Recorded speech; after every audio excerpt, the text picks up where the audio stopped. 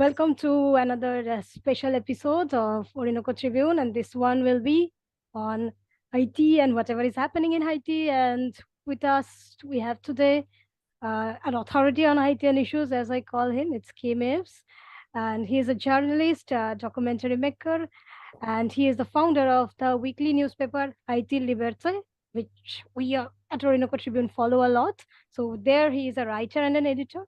And previously he wrote, edited, and photographed for Haiti Progress for 23 years.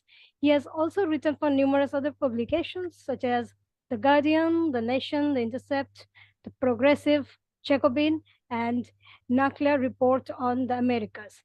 And he's also a well-known filmmaker, and some of his documentaries include Bitter Cane, ICN Leve Campe, and I'm sure I butchered the name.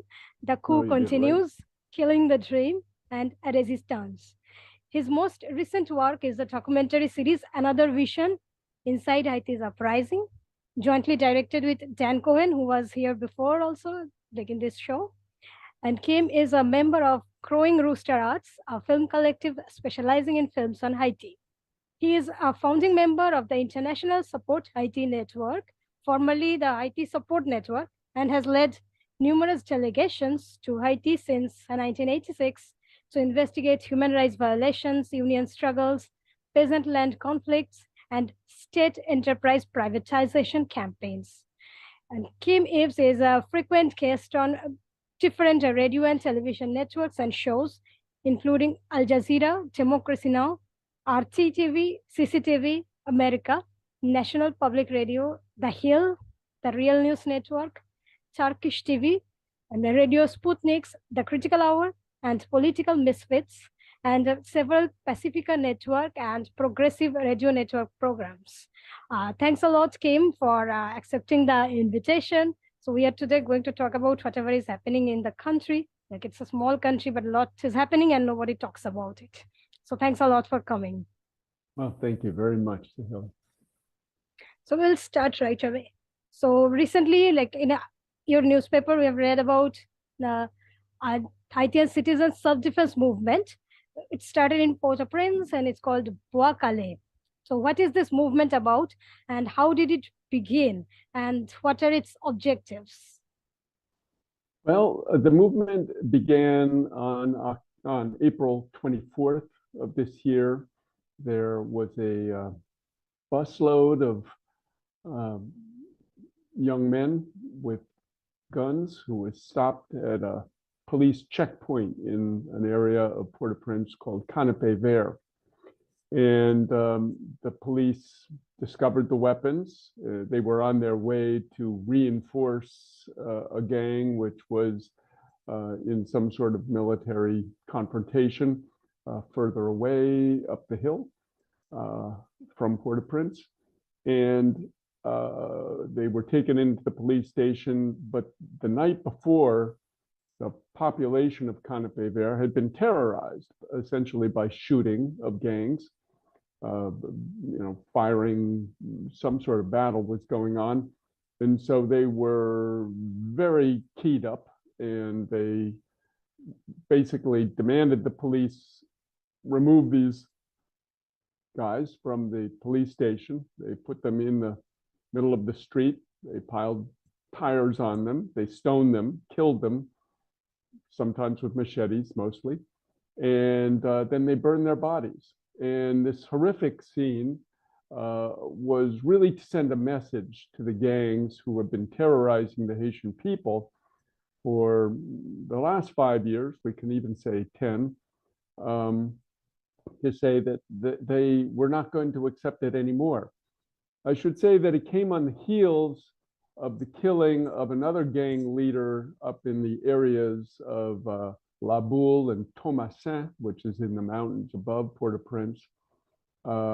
He was basically tracked down by the police and killed. So there was some sort of psychological tipping point that happened, and the population said, we are going to take the offensive. And as you may know, it is often a question of psychological balance that determines who's on the offensive. And the gangs have had the psychological advantage over the years.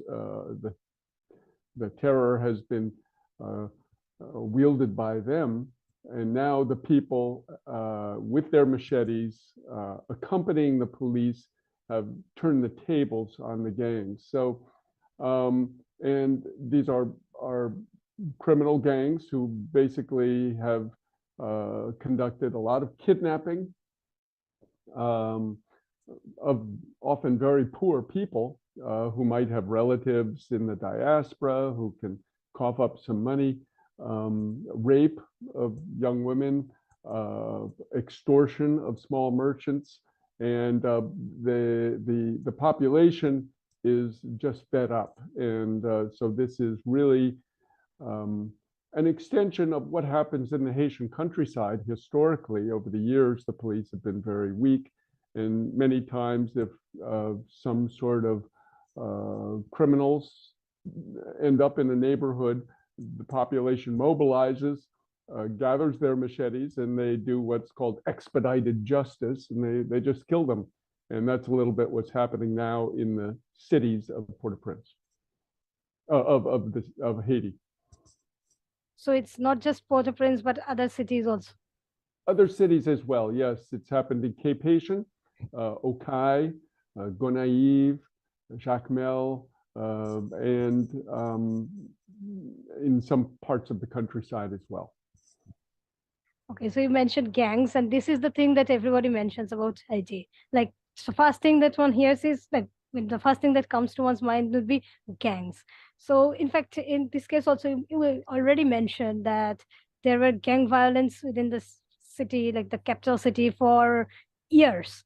So, in this case, like just before the start of this movement, there was a reports of increase in gang wars over control over territory. So, do you think that this situation involving the gang violence and the anti-gang resistance would be used as a pretext by the United States and Canada to start another invasion of Haiti, for which I mean they have been preparing for years? Yes. Well, you know, they always have to find some sort of watchword, catchphrase to mobilize public opinion. We remember back in the days of the invasions of the Horn of Africa, Somalia, or Ethiopia. It was warlords. You know, the warlords are so they come up with these sort of phrases. So now for Haiti, it's the gangs. It's all gangs. They're just sort of wanton, lawless young men and women who are just have no morals, no principles. So this is the picture they're trying to portray the Haitian people, which is untrue. And as it is true that the Haitian National Police has been greatly debilitated by the fact that over the past 30 years, there have been 2 US-led foreign military interventions into Haiti, one in 1994 and the second in 2004. And both of these were followed by occupations, military occupations, which basically underdeveloped the police. And it's a force of about 13,000 troops, officers, 13,500. This for a country of 12 million people. So it's smaller than the New York City police force, with a budget much smaller, about half. And you have these burgeoning slums, which have come from the neoliberal crushing of the Haitian rural economy. The peasants, due to the dumping of US goods primarily on the country, the countryside has emptied of its peasantry, and they end up in the cities in these vast, vast slums. This is not something unique to Haiti, of course. You see it throughout the third world. And so you have this giant lumpen proletariat, which is just seeking to survive day to day, hawking sugar water on the streets, or resorting to crime of some form or another. And this is something which has plagued neighborhoods. And so there has emerged a sort of a counter force. You could call, they've been called originally after the Duvalier regime fell and the Tonton Macoutes, his paramilitary force, were wreaking havoc. They were called vigilance brigades that fought against these criminals. Now they've come also to be called Comité de Quartier, neighborhood committees, armed neighborhood committees. So there's a big difference. Yes, they're both armed, but some are fighting the criminals. They're driving out the criminals from their neighborhood. And as I said to the UN Security Council, you're taking the good guys and the bad guys and lumping them all in one basket called the gangs. So this is precisely the problem, Saheli. The two sides are being morphed into one character, which is used in the US narrative, and Canadian and French, I should say, to justify the foreign military intervention that they're seeking.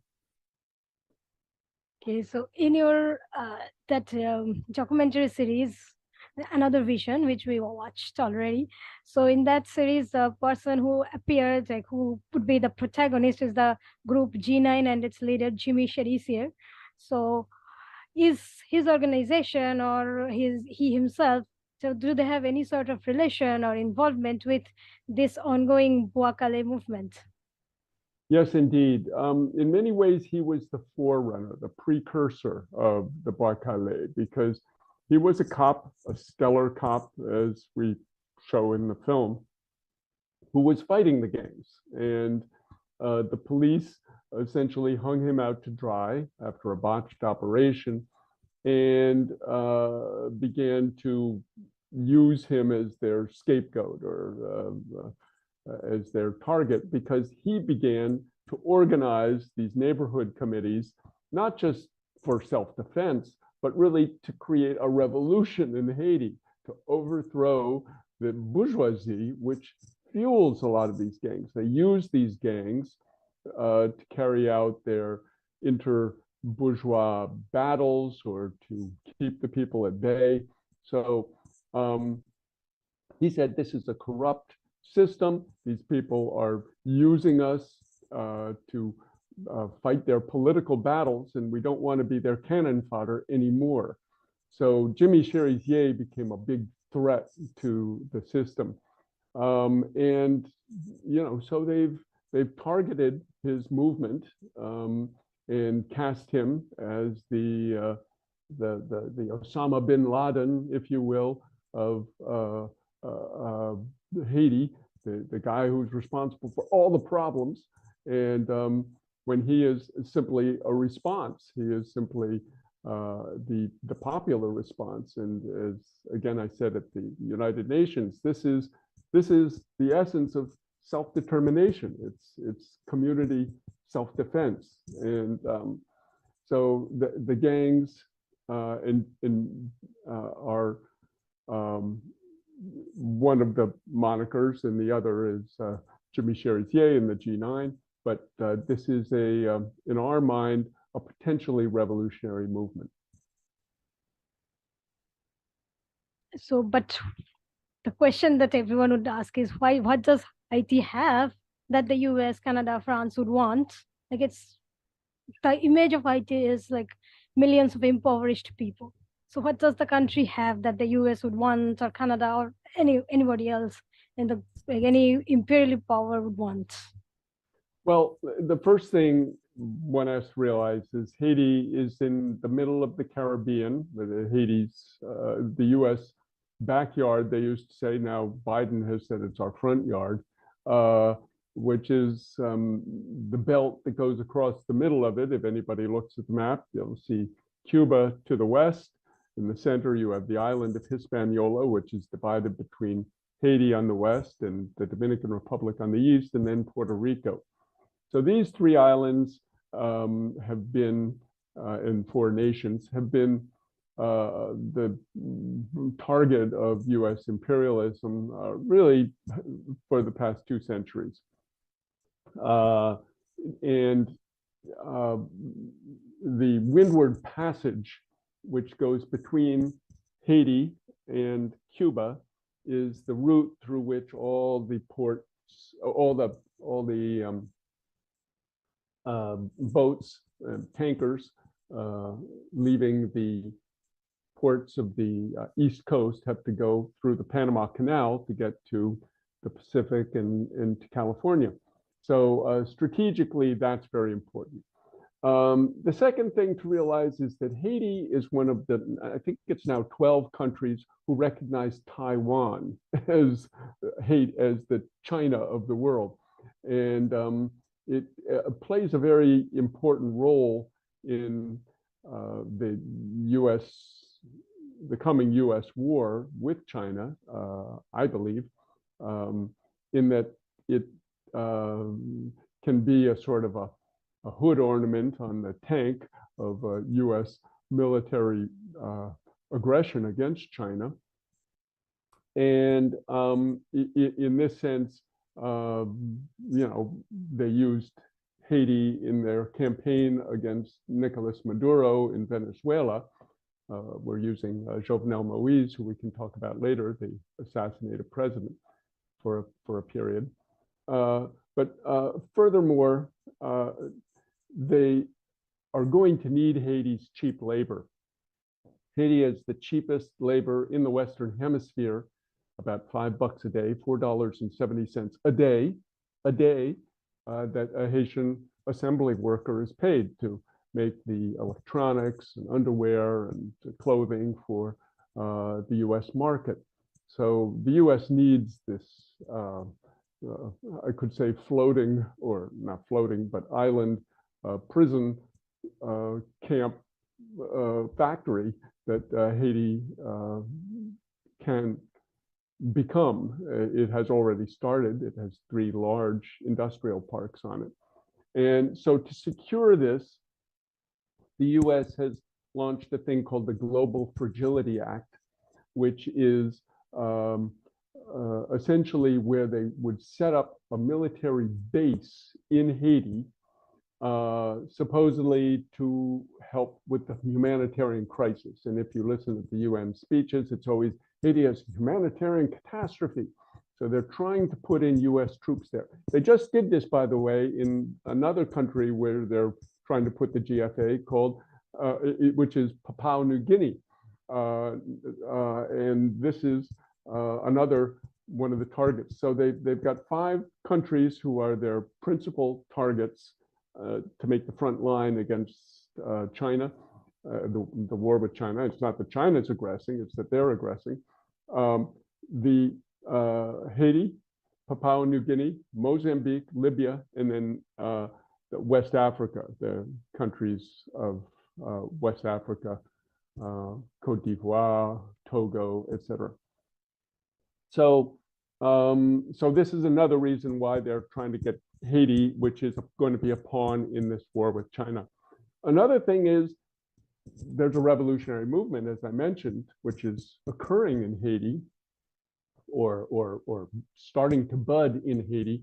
And this is a danger, especially because it can easily spread right next door across the 231-mile border with the Dominican Republic, which itself is experiencing a lot of the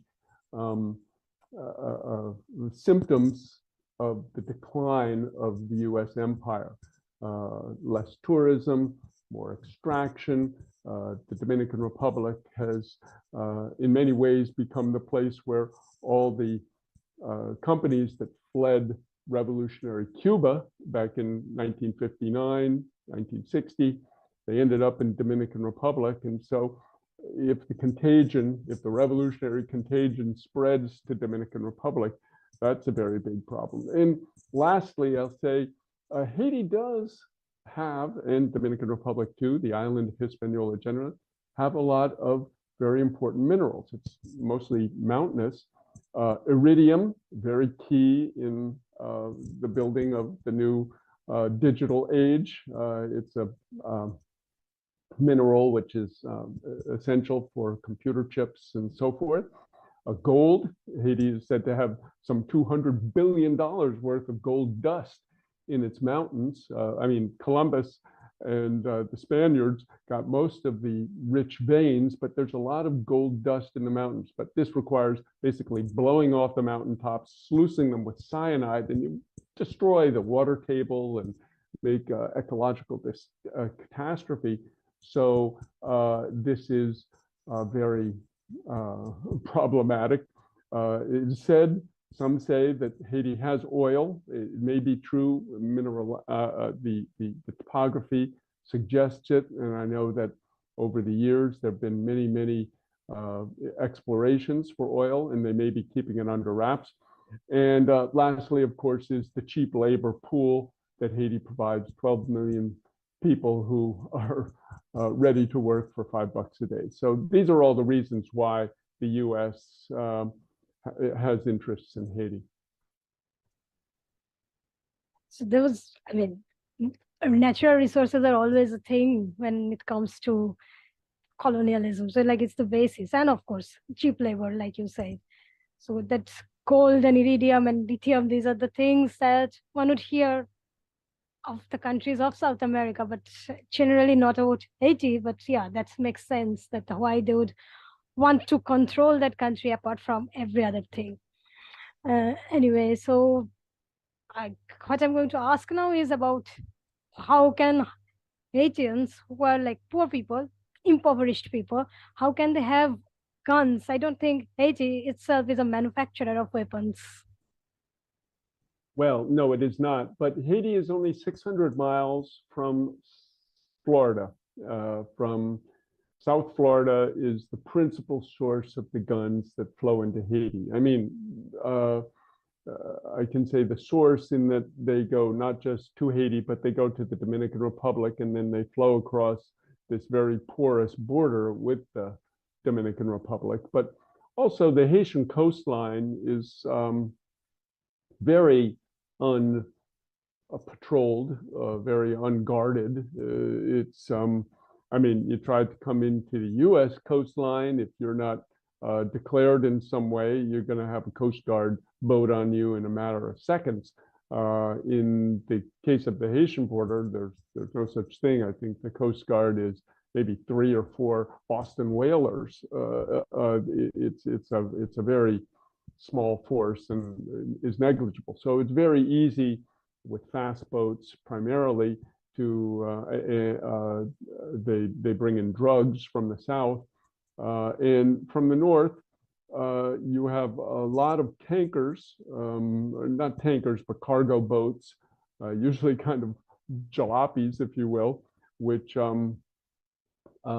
basically load up in the Miami River, and they're filled with things like clothing and cars filled with boxes of canned beans and whatever else, but hidden in them are lots of guns, often, guns which end up going on to the black market in Haiti. And so Haiti is basically awash in these guns, which, and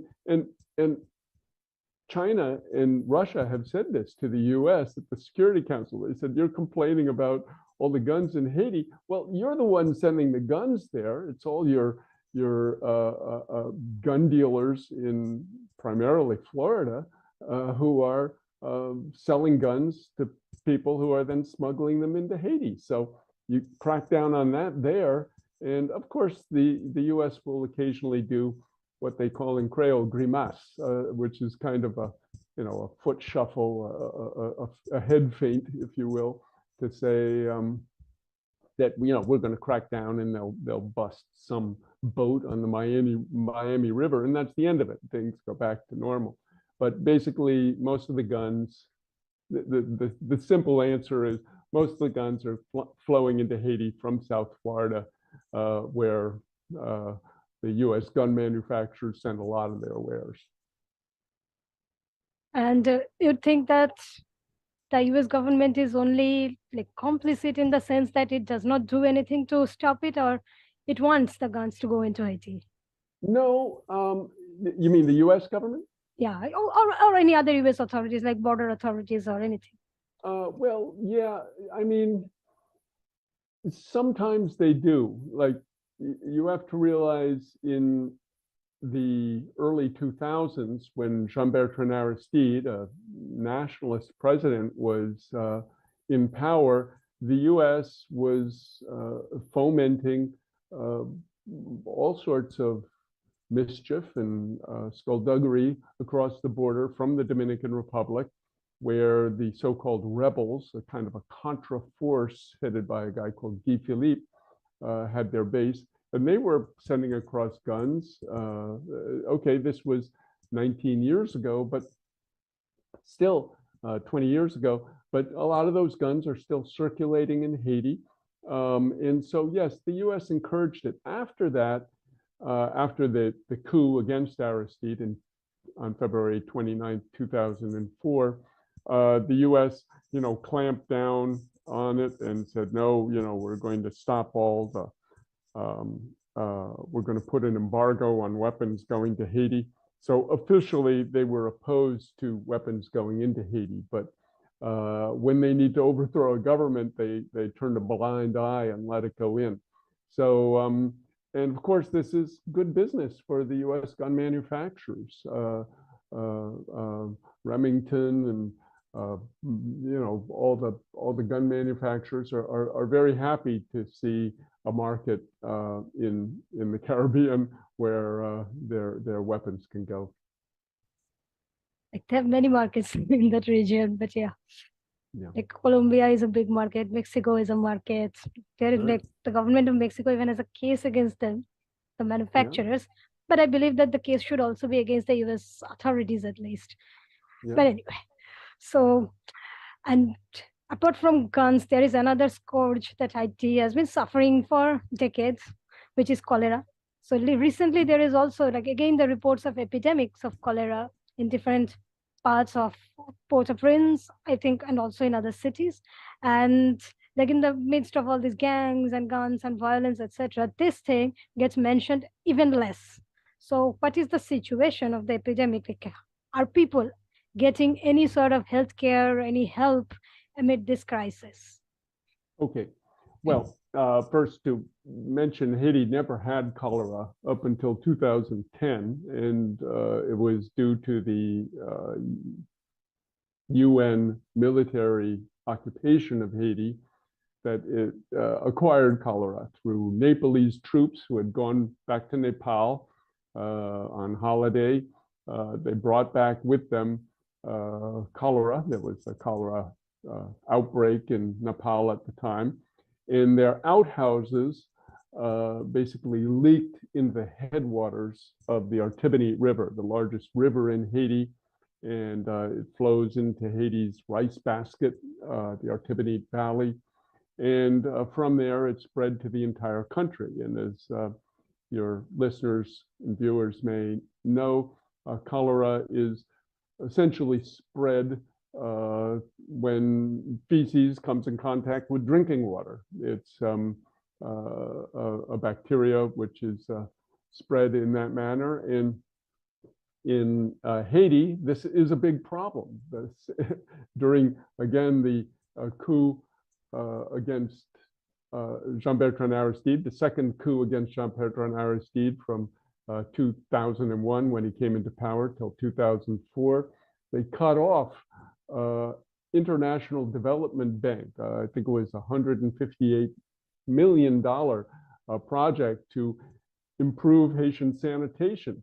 And the US, to put pressure on Aristide, cut it off illegally, totally illegally, even though it had been approved. And hence, in many cases, sewage does mix with drinking water, especially if you go into areas like Cité Soleil, which is essentially a floodplain. It was a city built on a floodplain. Haiti's largest slum in Port-au-Prince. And this bidonville, they call it, this slum, is basically flooded all the time because the garbage which flows down out of the capital ends up in the waterways that are supposed to flow into the ocean, and they're totally clogged with mostly plastic bottles and styrofoam plates and so forth. And so you just have these mountains, this great clogging of plastic, which ends up backing up all the sewage into Cité Soleil. So you have all these kids, playing and people selling food alongside just horrendous sewage, and this means the cholera spreads.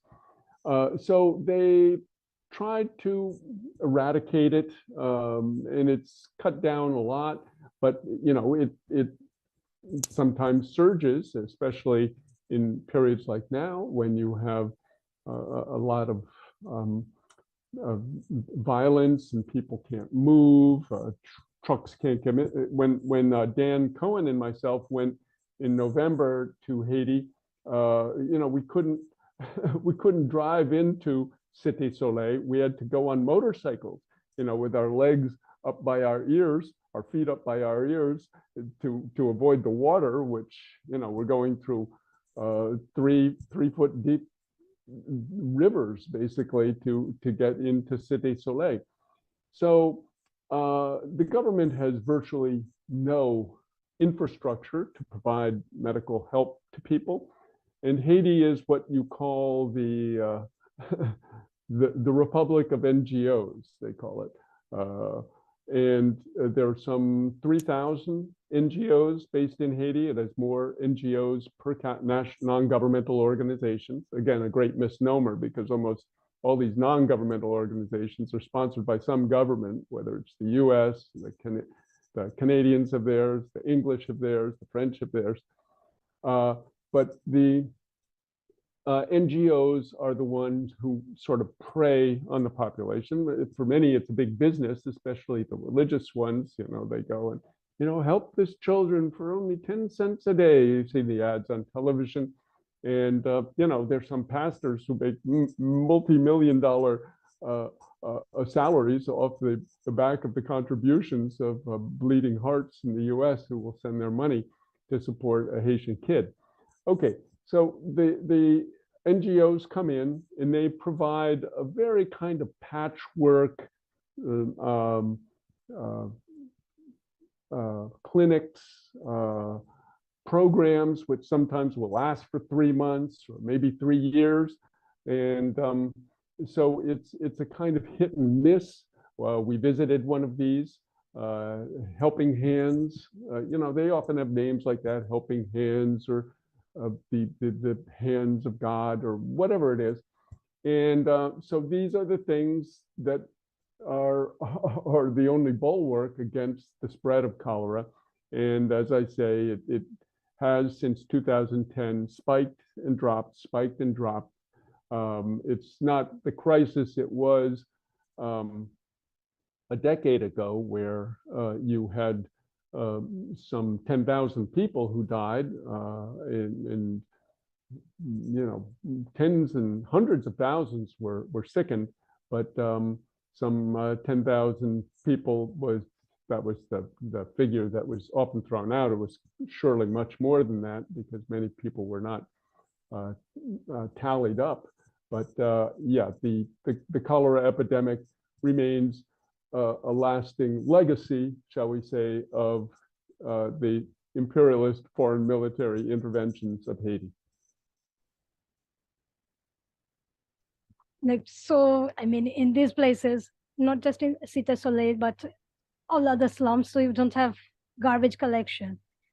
You don't have like underground sewage or anything. So it's just everything getting dumped there. But the people So live. Haley, I'll tell you just one picture, because sometimes the concrete helps. There you see this giant clog of plastic blocking the sewage canals exit into the ocean, where that's not much better anyway. But in the midst of it is a bulldozer or a sort of a steam shovel meant to clean it, which has been just abandoned there because it didn't have gas and just rusting away in the midst of these mounds of garbage. So this gives you a picture of what is happening throughout Haiti. And instead of investing money in people's health, they are investing in police and guns and Exactly. invasion. Yeah. So, and the And United just Nations seems to be in the invasion. Oh, yeah, continue, yeah, please. and just to circle back on that, yeah, this is Mm. essentially the thing. The US approach, and hence the UN's approach, the UN being its handmaiden, is that we're going to solve this problem of violence, of insecurity, of gangs through guns. You know, we get bigger guns. Pretty soon they'll start to look like these, you know, American policemen who have, as Fidel Castro once said, they look like Martians. You know, they have antennas and all kinds of goggles and shields, and you know, they're extraterrestrials. And that's not going to be the solution. You're never going to have a big enough gun or enough guns to even master that situation. It's only when the population is linked with the forces, as they are at least temporarily now with the Bois Calais, where the police, the rank and file police, at least because the brass is quite alarmed by this development, but the rank and file police are accompanied by these huge mass of people, many carrying machetes, and this is really the only way you can address the insecurity. So yes, they're pumping money in for guns, you know, which of course helps the gun manufacturers and so forth. But at the end of the day, yes, if they were investing in cleaning the canals, cleaning out the slums, providing schools, hospitals, et cetera. And of course, these are the demands of the G9, of Jimmy Cherizier, is simply saying, you know, we need to live. We need internet, schools, roads, sewage canals, internet, hospitals, clinics, et cetera. None of this is invested in. And the UN also is on board with invasion, as it has been since I was a child. So, anyways, this year also, in February, I think in late February, the new UN High Commissioner on Human Rights, Volker Turk, visited Haiti, and he went from CARICOM, or it happened after the CARICOM meeting, I think. So he visited that country and advocated for a multilateral force under a UN member state, but he did not say it would be under a United Nations Security Council mandate, but under a third party, something like that. So his proposal was very similar to what the US has been proposing. It even tried to propose it through Canada and unfortunately Mexico at the UNSC, but it did not. I think the proposal finally did not even come. But now the UN High Commissioner is making the same proposal of a multilateral force under a separate UN member state in Haiti, trying to control gun violence and gangs and everything.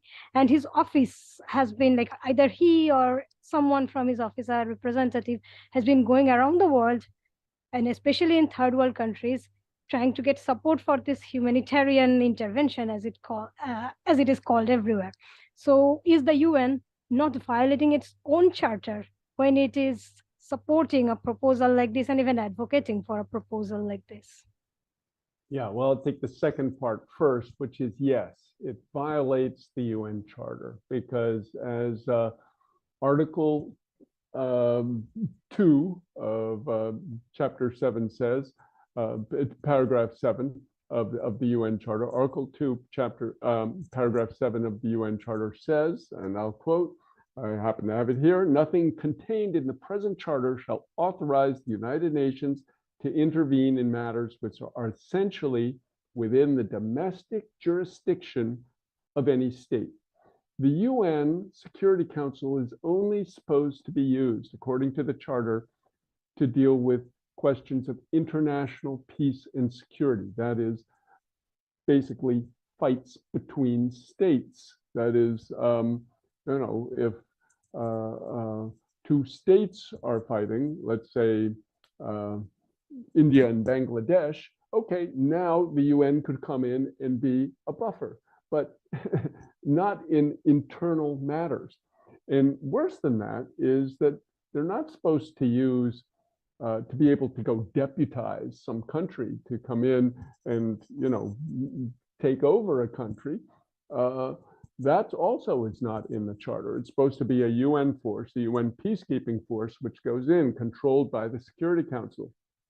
What the US is trying to do through the Security Council, and so far China and Russia thankfully have blocked it, is to just deputize the country. Okay, Canada, you can go in, do what you will with Haiti, this country which can't rule itself.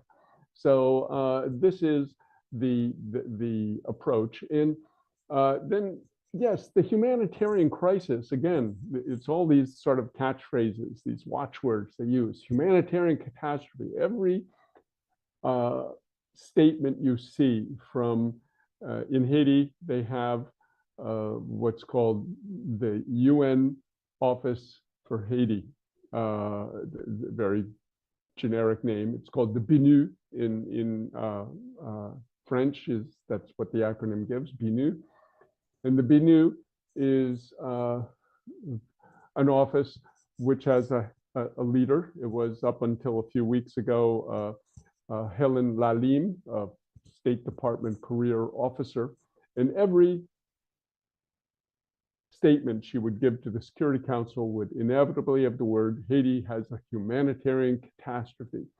Humanitarian catastrophe. So people like Volker Turk and others are playing into this by promoting this ideas of a humanitarian catastrophe, that we have to go help these poor Haitians. And again, this is the whole thrust of the Global Fragility Act, which is the US project, which is fundamentally an offense against China to keep these countries falling like dominoes, as they used to call it back during the Vietnam era, into the Chinese Belt and Road Initiative. Countries, Dominican Republic, for instance, has dropped its recognition of Taiwan to go over to the People's Republic of China, and are receiving billions of dollars of aid from China for development. And Haiti has been offered by China. This was years ago. It's probably more now, but they were 3-4 years ago. They were offered $4.7 billion to overhaul the infrastructure of Port-au-Prince, fix those clogged sewage canals, put in electricity, put in roads, put in all the infrastructure you need for people to not be living in total squalor. And of course, this has been blocked by the US pressure. In fact, before his assassination, Jovenel Moise was summoned to Mar-a-Lago by President Trump. And in addition to telling Moise that he had to get on board with the US campaign against Venezuela, Trump told Moise, you better not drop Taiwan, because we want you to keep Taiwan. I mean, this shows the power of the US security state, which, even though it was having a lot of problems with Donald Trump, was having him do their bidding in the case of Haiti.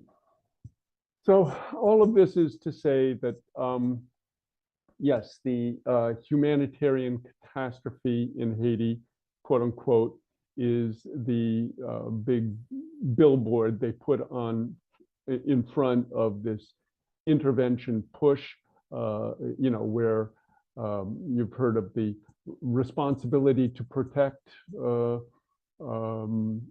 doctrine, which is essentially been the pretext for foreign military intervention in the third world for the past 30 years. Yeah, like they're even not only for military intervention, like in case of Venezuela, the responsibility to protect has been used to justify the sanctions.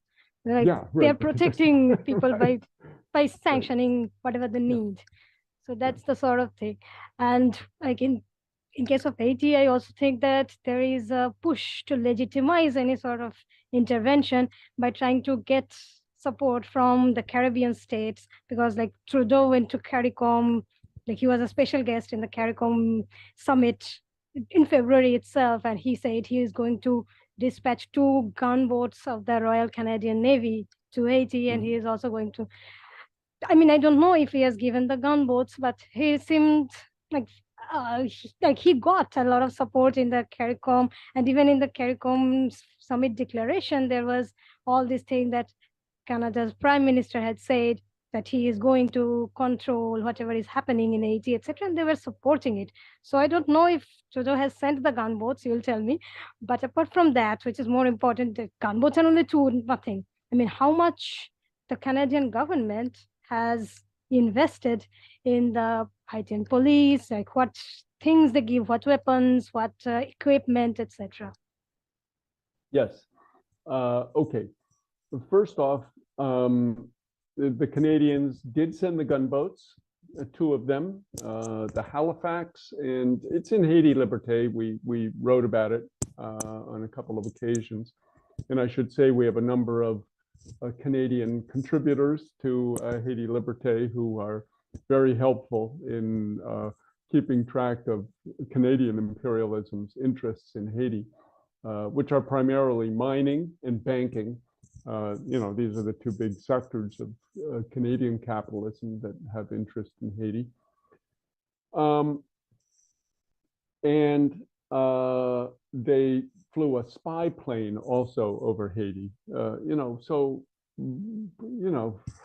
I don't know what a spy plane is going to pick up, but so these are more sort of spectacle show efforts to impress on people that we're going to do it, we're getting ready, but at the end of the day, they haven't put boots on the ground. And in March, President Joe Biden went up to meet with Justin Trudeau in Ottawa and put the full court press on him to, actually send boots on the ground. And the Canadians said, no, we're not going to do that. I like to think that part of that is due to our intervention, Haiti Liberté's intervention at the United Nations on December 21st, where we said, listen, the 12 million people in Haiti and the 4 million people in its diaspora, they don't want intervention. They do not want it, and you better not do it. And I think this has helped stay their hand, because they're a little leery to be the one. Historically in Haiti, Canada has always been the good cop. The US and Canada are the 2 principal neo-colonial masters of Haiti. And the US has always been sort of a tough guy, and the Canadians were the good guys. We're going to help you, But they have kind of switched roles now. They've made Canada be the bad cop. You're going to be the bad one. We're going to be the good cop, lingering in the background. But everybody knows it. As they have a saying in Creole, rat connaît, chat connaît. The rat knows and the cat knows. So everybody understands exactly what's going on. And the Canadians basically don't want to get into it. And also, who's going to pay for it? So at the end of the day, the Canadians did not really have success with CARICOM. They were hoping they have Jamaica, Andrew Holness. In fact, Guterres was down there just last week, again, trying to push him to be the deputy who would carry out the UN sanctioned occupation. Barbados agreed, and I think was it Curacao? There was maybe one other. They got like 3 out of the 33, I think it is. Is it 33 in CARICOM? So they haven't had great success, and people like Gonzalez in the island Saint Vincent, and Grenadines. Has been very vocal against it. So this is good that CARICOM stopped short of being the front for the US push. We can remember in Grenada in 1983, they had to cobble together kind of a coalition of the willing of 10 countries. I think it was St. Lucia, or maybe it was Barbados, who fronted for that intervention of Grenada, which was, of course, just a U.S. intervention, just like the intervention in Dominican Republic in 1965 was a U.S. intervention. That one had the fronting of the OAS. They couldn't get that in 1983, so they got this collection of Caribbean countries. So they might end up doing the same thing this time. If things really get bad and they have to send them in, they may just go with Jamaica, as camouflage, and Barbados, and maybe they can find one or two more, and that'll be enough. And they'll just go in and say, well, we have this alliance, Caribbean, blah blah blah.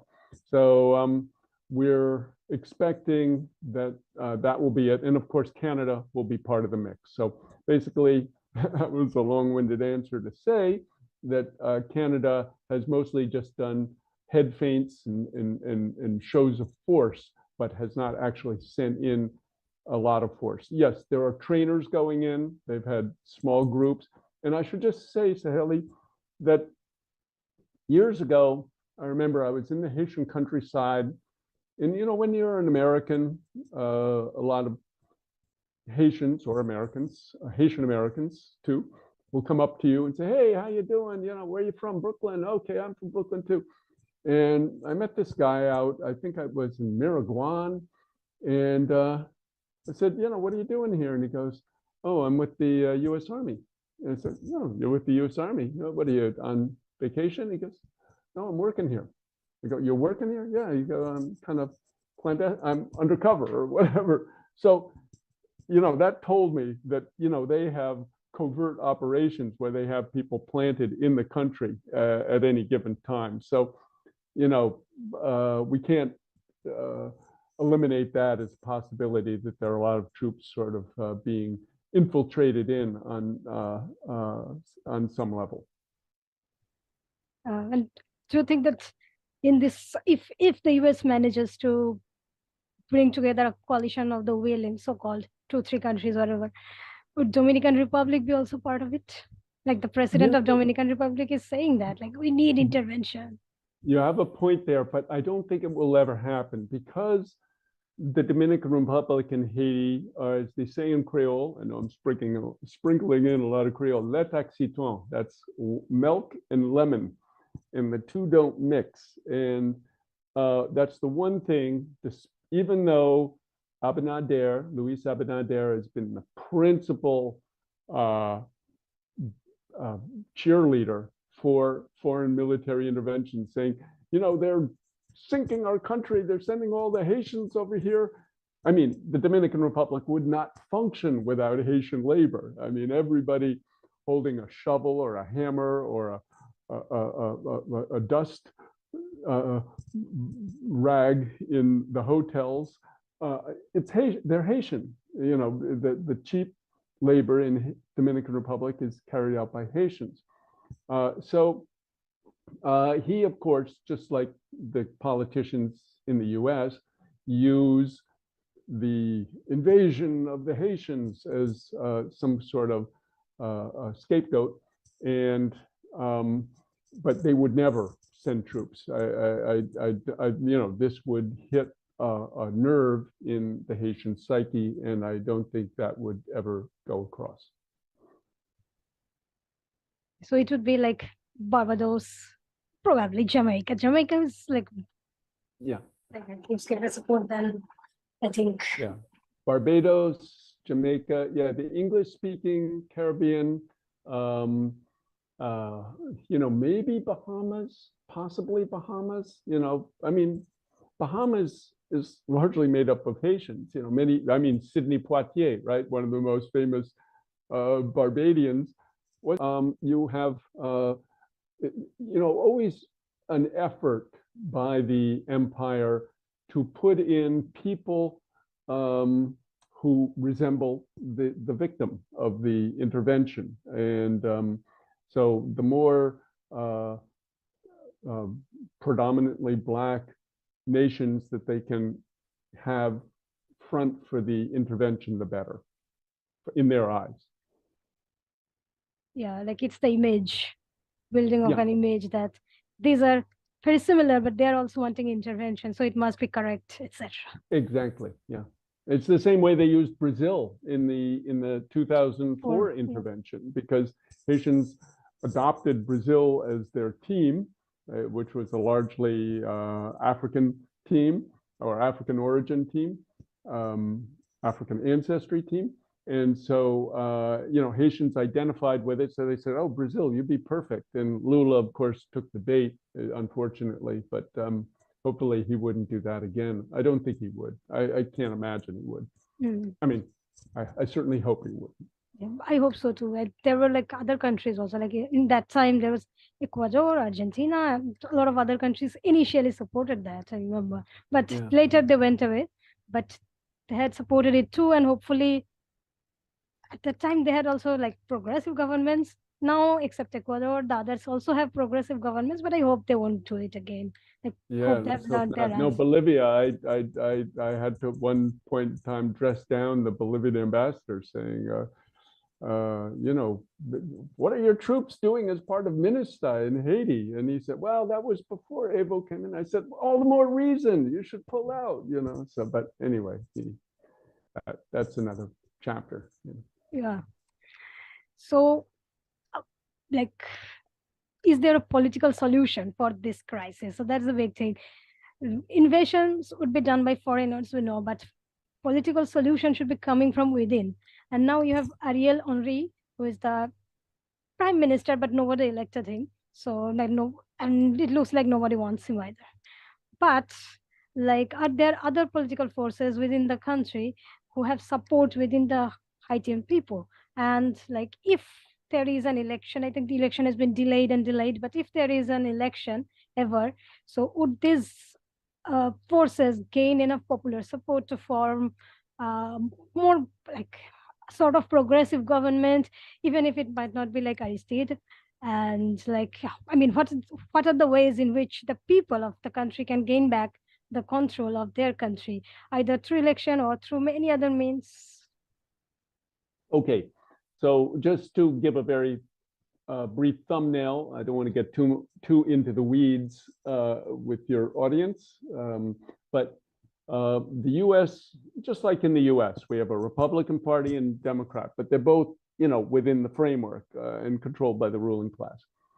In Haiti, it's a little bit the same thing. They have the Ariel Henry coalition, which was originally called the Musso coalition, is called the HCT, Haitian Commission for Transition. And so that's one coalition, the Ariel Henry coalition, which has as its head a former presidential candidate, Mirland Manigat. That's sort of the portrait in front of that float. And the other one is the thing called the Montana Accord Coalition. And this is, as they say in French, the bourgeoisie éclairée, the enlightened bourgeoisie, which are tend to be liberals. There's some sort of leftist groups involved with it. I mean, nominally leftist, who propose sort of a socialist alternative. You had briefly for a time the Lavalas family party of Aristide was part of it, even though marginally. Lavalas has pulled out a lot of the leftist groups, one that was highly associated with Haiti Liberté.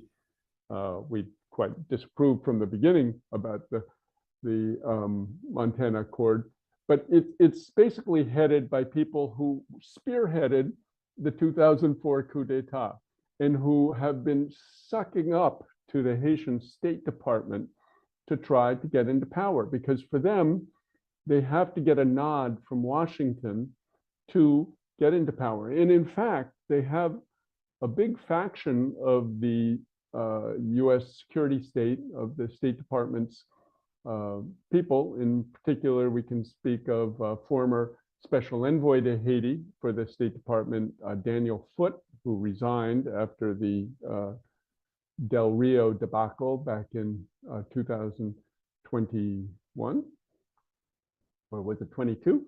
And you had Susan Page, who wrote she was head of one of the UN missions, the last armed Chapter 7 mission called MINUJUST. She wrote for the Council on Foreign Relations, I believe, that we need to go with the Montana group, which is referred to through code as a Haitian-led alternative. Haitian-led, this is, again, another one of these monikers, catchphrases. So they've been using Haitian-led with the Montana group, and according to some of our sources, they're starting to see that Ariel, much like Jovenel Moise, has become unviable.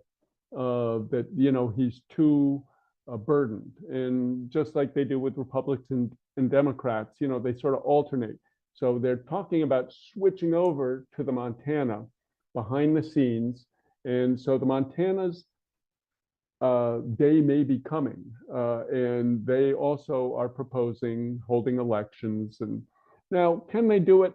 I very much doubt it. I really don't think it's going to change anything, because they both fundamentally remain beholden to the US, to the State Department. And to me, the only way out of this diagonal, as they say in Haiti, a diagonal or a box canyon, is a revolutionary solution. And this is what the G9 is proposing. They're saying we have to put the people in power. And as I said once, and Dan kind of picked it up, and that's become one of our watchwords, basically, Cherizier and the G9 are Aristide with a gun. And what Aristide was doing was saying, the people, tout moun c'est moun, everybody is a person. And we need to respect the poor, and we need to provide for them. They need a seat at the table, et cetera, both politically, economically. And basically, Cherizier is Aristide with a gun. He's saying, not just we need to do this. Aristide was always saying, love, I love my brothers, and let's do it with love, love, love.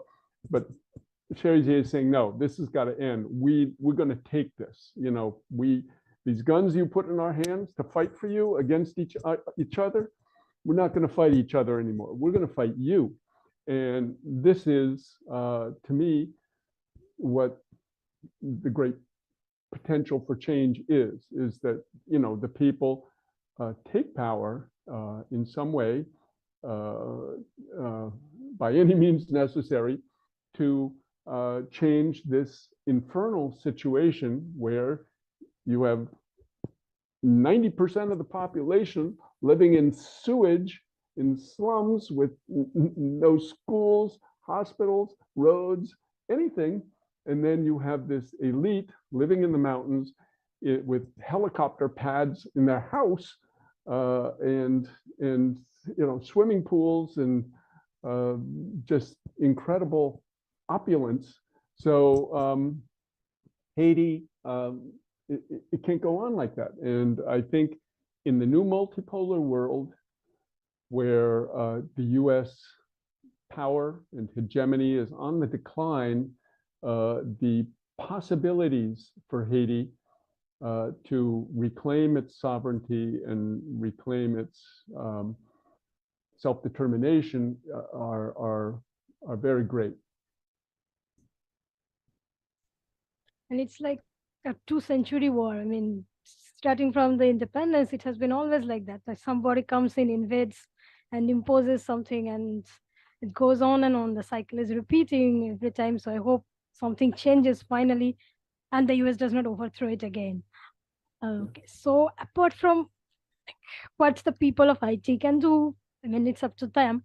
How can we from outside help and support the people? For example, in case of not just the cholera, but also in case of the general healthcare, like how can we provide supplies like medicine, equipment, etc., like whom to contact in order to send these things, or like how to or whom to lobby so that they would not invade, or would be not forced to invade, or would be forced to stay their hand, as you said, in case of, like, I listened to your even essay speech in December, and of course we were like, most of us won't be able to go to that position, and we understand, but each of us can do something from our own trenches. So what can we do? Right. Well, I think in every trench, basically, people have to fight against foreign intervention in Haiti, let the people solve the problems themselves.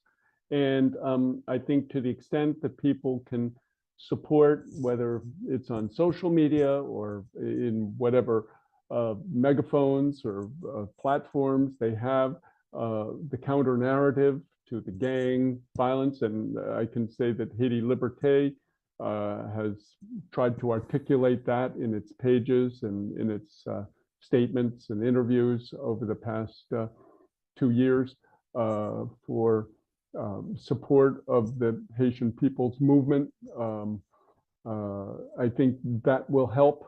We need to keep that sort of ideological front strong. And so, like this interview with you, with Orinoco, is great, is fantastic. And of course, financial support always helps. Haiti Liberté is struggling, as any alternative media is.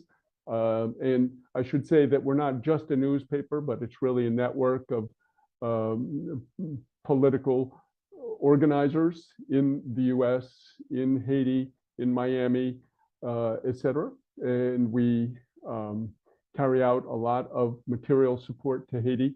There's also the office where we're based, the Institute for Justice and Democracy in Haiti, IJDH, and the Bureau des Avocats Internationaux, the BAI it's called, which is an office of progressive human rights lawyers in Haiti. But there are a number of other organizations, legal primarily, which can be supported. So I would say seek them out. You know, we at Haiti Liberté are glad to receive any requests or make references, and I can say that right now is the principal things we can refer to. There's no real political force yet that we can point to. I mean, we think the G9 is has potential of maybe eventually. They're sanctioned now by the United Nations, so it's difficult to provide any support to them. But at least maybe in the future they will emerge as something which has some ways to support them and to carry on their struggle. But the long and short of it is that if people reach out to us, we'll be able to direct them in any ways that they can contribute. Okay, thanks a lot for that, because that is a big thing. Like, we cannot do anything. It's a very, like, sort of feeling one's hands tied, let's say. So, and I mean, this is a country that has always been suffering, so it has to end. It has to end some way. Anyway, so how, I mean, apart from IT Liberté and your articles in other places, where else to reach you? I mean, where to find your work on social media, etc. So where to find you and your stuff? Okay, my hashtag on Twitter is KimIves13. HaitiLiberté.com is our principal website that newspaper also distributes. And again, my email address is kim@HaitiLiberté.com. People can also write to editor@HaitiLiberté.com to get to the editorial office, but I'm the English language editor. So for those speaking English, that's the way to reach us. And yeah, we look forward to hearing from you. And Liberté is with an E on the end, not a Y. Yeah, I know, it's like the French. Yes. So that's it. So thanks a lot for all this information. I mean, we could go on and on. I think we could talk about Yes. you did not want to go into the weeds of the political situation, but Yeah. that could be for another day, Part because two. I'm very interested to know what's happening in the political front, because somehow one has to reach a political solution for it. It's not, invasion will not solve anything. Everybody knows that, and somehow it has to change. So yeah, part two, we can wait for part two. It will be interesting.